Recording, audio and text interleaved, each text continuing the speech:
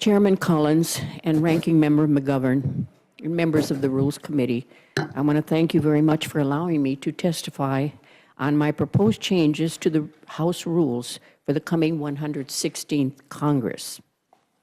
I'm here representing the territories.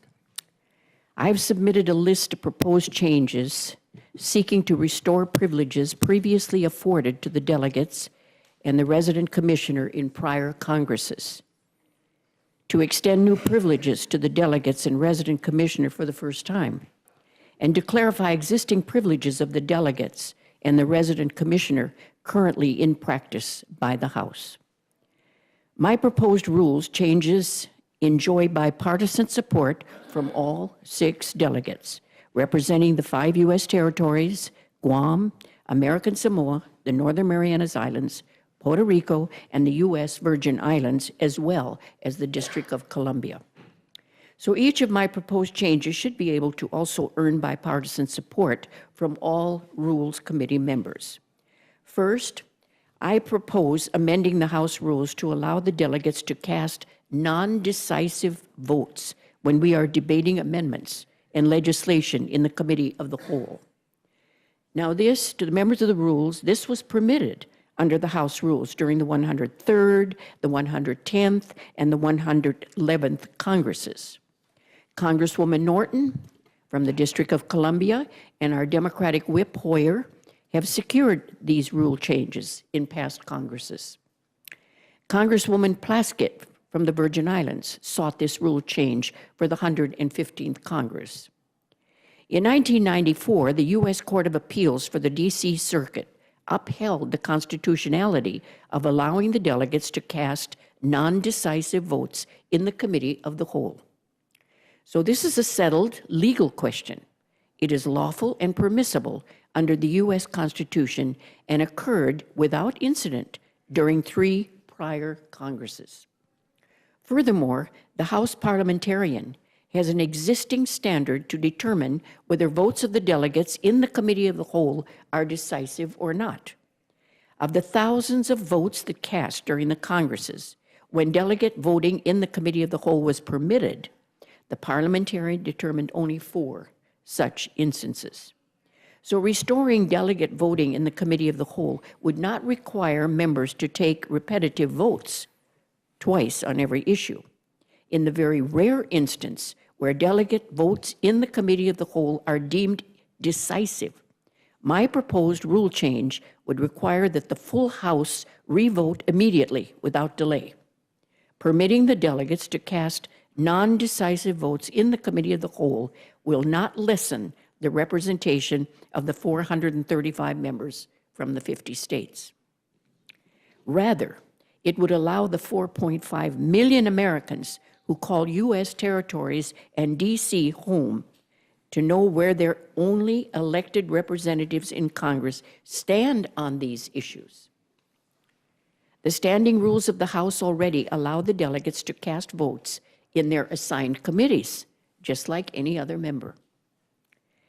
Now, first of all, I have the discharge petitions is one of my items.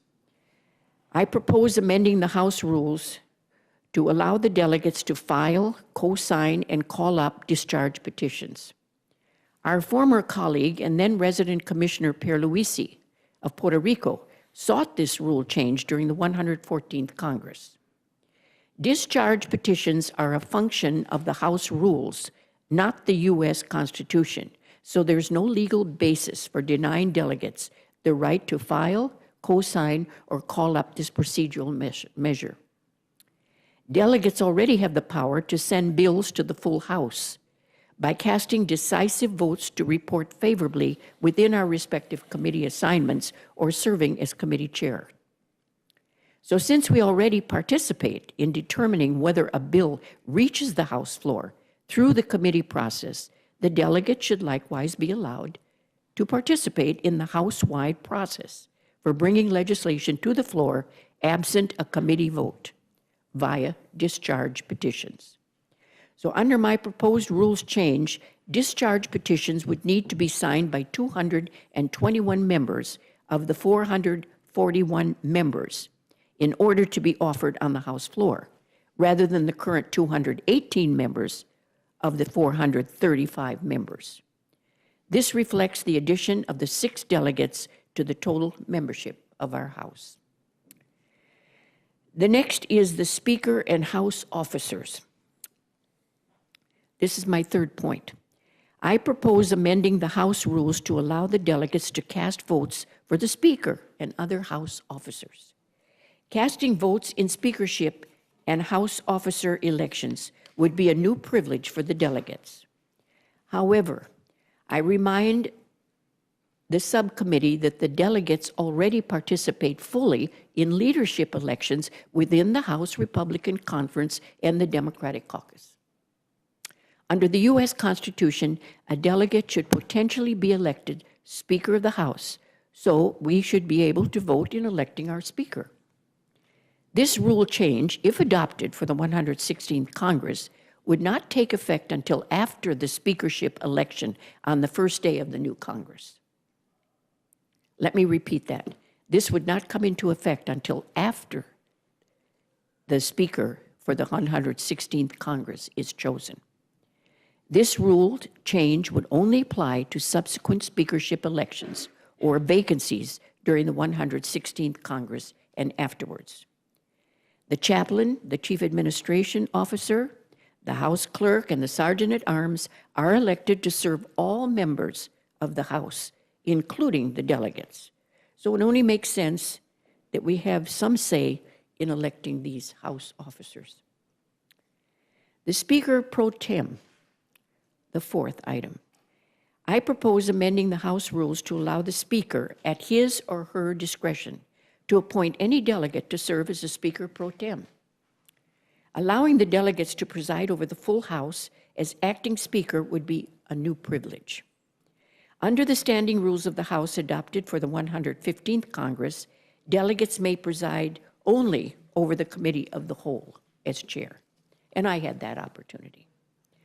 I foresee many issues before the full House, such as D.C. or Puerto Rico statehood, for which the delegates or resident commissioner cannot vote for final passage on the floor, but would want to preside over the House, given the symbolic importance.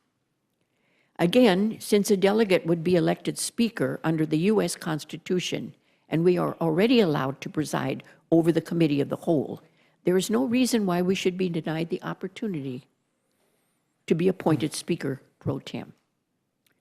During my 16 years serving Congress, we have voted to pass several Guam-specific issues for which I would not cast a floor vote, but would have liked the opportunity to preside over the full House. Technical amendments, lastly.